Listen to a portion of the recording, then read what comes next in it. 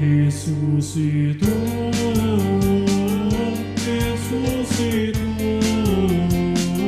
ressuscitou, aleluia. Olá, como vai? Tudo bem? Meus irmãos, para que Jesus ressuscitou dos mortos? Este é o tema da liturgia da palavra desse dia 5 de abril de 2026, quando celebramos o domingo da Páscoa na ressurreição do Senhor. A liturgia deste domingo começa com o livro dos Atos dos Apóstolos, quando Pedro tomou a palavra e disse que eles eram testemunhas de tudo que Jesus de Nazaré fez depois do batismo pregado por João, porque Deus estava com ele. Mas os judeus o mataram pregando-o numa cruz. Porém, Deus o ressuscitou no terceiro dia, concedendo-lhe manifestar-se não a todo o povo, mas a eles que eram testemunhas que Deus havia escolhido, pois comeram e beberam com Jesus, depois que ressuscitou dos mortos. E Jesus os mandou pregar ao povo e testemunhar que Deus o constituiu juiz dos vivos e dos mortos, que todo aquele que crê em Jesus Cristo recebe em seu nome o perdão dos pecados. Em sua carta aos Colossenses, Paulo afirma que se ressuscitamos com Cristo, devemos nos esforçar por alcançar as coisas do alto, onde está Cristo sentado à direita de Deus.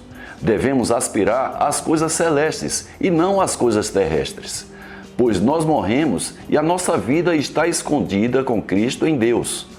Quando Cristo em vida aparecer em seu triunfo, então nós apareceremos também com Ele revestidos de glória. Amém?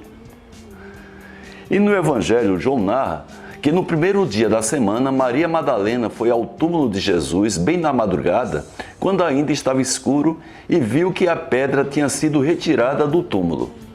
Então, ela saiu correndo e foi encontrar Simão Pedro e o próprio João, e lhes disse que tiraram do Senhor do túmulo e não sabiam onde o colocaram. Então eles foram ao túmulo. João chegou primeiro e, olhando para dentro, viu as faixas de linho no chão, mas não entrou.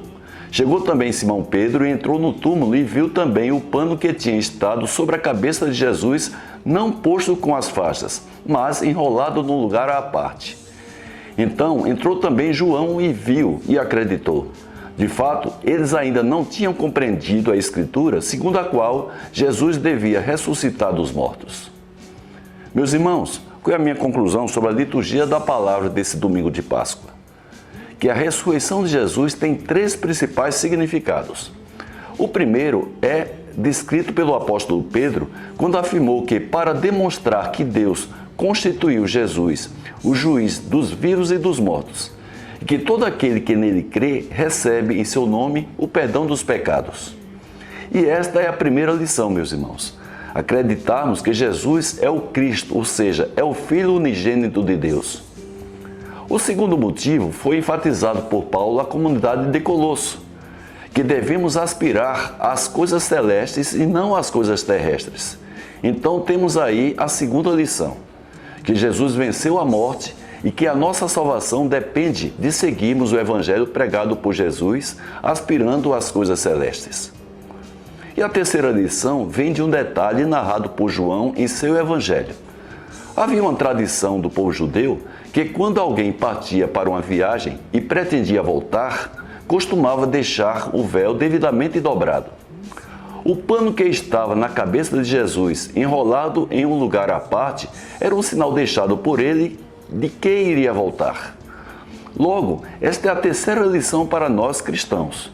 Acreditarmos na segunda vinda do Filho do Homem e ficarmos vigilantes para tal, procurando estarmos livres de pecados a todo momento, pois não há dia nem hora para que isto ocorra. E desta maneira, quando Cristo em vida aparecer em seu triunfo, então nós, livres de pecados, apareceremos também com Ele revestidos de glória. Uma semana abençoada para você, para sua família e para todos os seus amigos. Amém?